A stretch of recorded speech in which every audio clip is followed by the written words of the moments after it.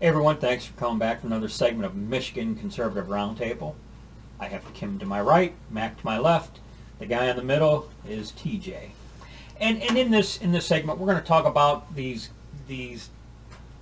idiotic, goofy, they're the swamp rat Republicans who are speaking out of both sides of their mouth, trying to have it both ways. You genuinely want to know what the heck is going through their head, for one thing. But, you know, I think when I look and see how they treated President Trump and his supporters, it shows you just how out of touch they are with the lowly flyover country. Because, and the easy ones to mention here, you know, Mitt Romney, supposedly a recall or something is in the works. Is underway. Mitch McConnell. I'm disgusted at him. Yeah, Mitch McConnell. Two-faced. Two-faced. You know, they're censoring him. Liz Cheney, she's been censored. Nikki Haley, what a disappointment. No. And I feel like, boy, was my head in the sand. You know? Well, I think it's starting to become a mob thing.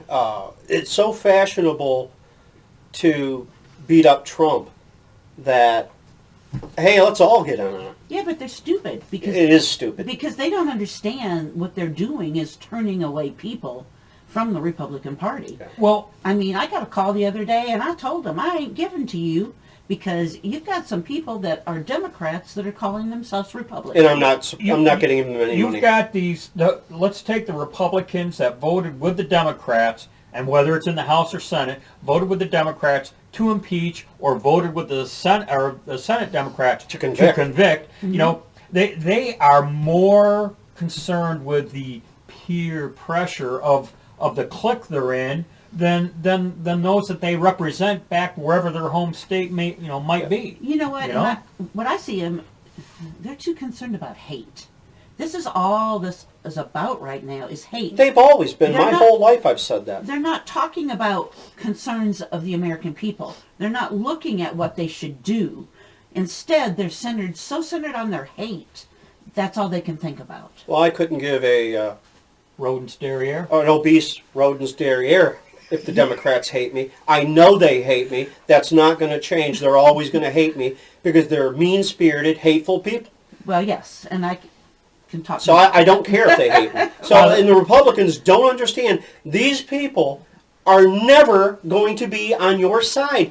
Never. Yeah. No matter how much you do, how much you give, how much you support them, they're going to hate you. Yes. I think some of them, and why they couldn't see this, I guess I need someone to explain it to me. But and Nikki Haley's the easy one for me to mention here. I think you already explained it. She, if she had supported Trump, she could have been in the driver's seat. Oh yeah. And then I think she realizes, I screwed up. Tried to do a mea culpa with Trump, and Trump's like, no, after the way you just slammed me, because she tried to schedule a meeting with him, and he turned her away. Well, he justly should. You know what?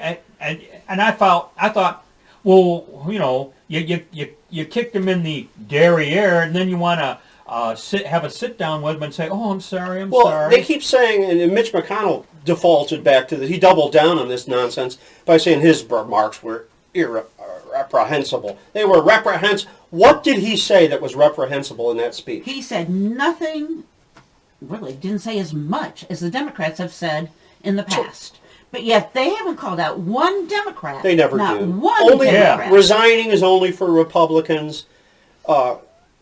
Accountability is only for people on the right. They have no accountability. They get away with everything. And then and I'm going to mention Lindsey Graham here. We did a video of the walk of shame through the airport. That may have turned him around. And you know what? Maybe it did, but for a moment. But here's the thing. We'll Right at the time of this taping, he is trying to get a face-to-face with Trump, so I don't know, I don't know when this video is going to be scheduled, so whether it does or doesn't happen before, but Lindsey Graham is attempting to do a one-on-one with Trump for whatever reason. I think some of these people realize, and now they're in a little bit of damage control, as if us flyover state goofballs are going to say, "Oh, okay, we forgive you." Well, in my view, let's make nice. These Republicans are doing to Trump voters what Democrats do to blacks. Oh yeah. Oh, we're going to do this Yeah. for you. We're going to do that for you. And after they get elected, they don't know black people. Well, some people are already complaining exactly that with Biden. Yeah. Yeah. The imposter in chief. I did. This is kind of a little bit off topic, but I did get quite a chuckle out of the occupier's answer to the woman who wanted $50,000 Oh yeah. for student loan forgiveness, and she said, "What do you have to say about that?" or something to that effect. And he goes, "I don't have anything to say about it." Well, yeah. Slam the door right in her face. It was beautiful. Well, I guess that's Joe. Yeah, he said, "Close your hand," basically, because she had it out.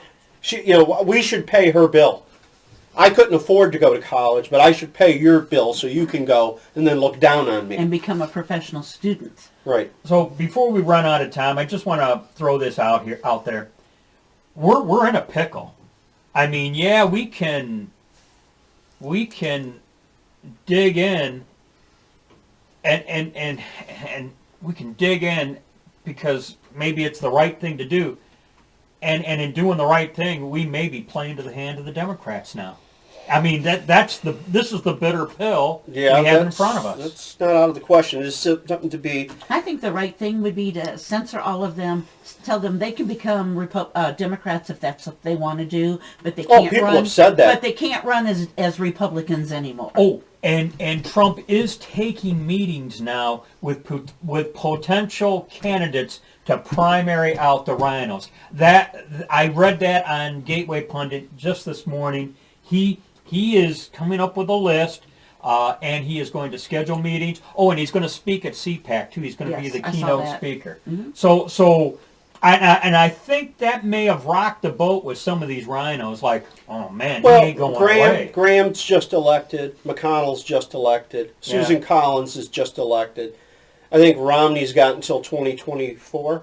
Something like that. 2026. So he's safe. No, 2024. They feel safe, but you know what? People don't forget. Yeah, I hope they recall him. I hope he gets bounced out.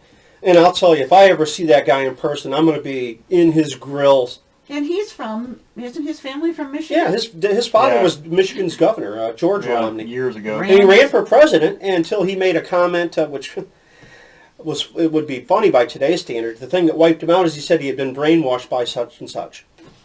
It was just an expression, but he said it, and people said, brainwashed? Oh my God, he can't be president. He apparently has been brainwashed by the Democratic Party. Yeah, he's...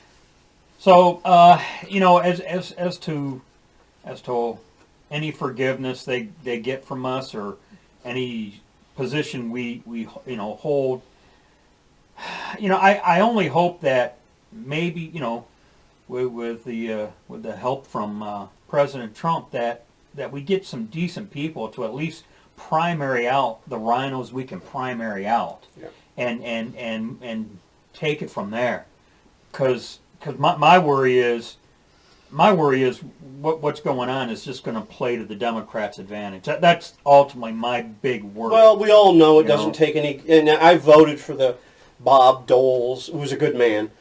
And we voted for John James, and John boy, McCain. did he roll over given the electoral anomaly. I voted for him, but I was never a fan of that guy. Oh, I flew a helicopter, so I should be in the United States Senate.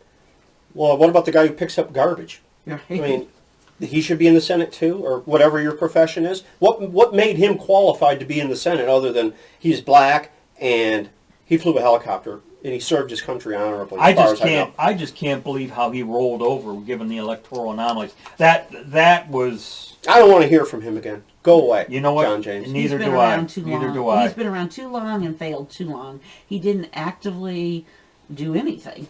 You know what? You sure didn't fight for us last year. I'll tell you that. He didn't fit into the Trump picture in that regard. Trump fought for us, and nobody can deny that. Trump's a fighter. Sometimes he has fights he doesn't have to have, which I wish he didn't. But there was no fight in John James. I hope he didn't serve in the military with that same level of fight. Lack of fight. Yeah. Okay, so that's it. Any final thoughts before we close? No. All right, we've rambled long enough. So, as always, be safe, watch your six, and don't tread on me.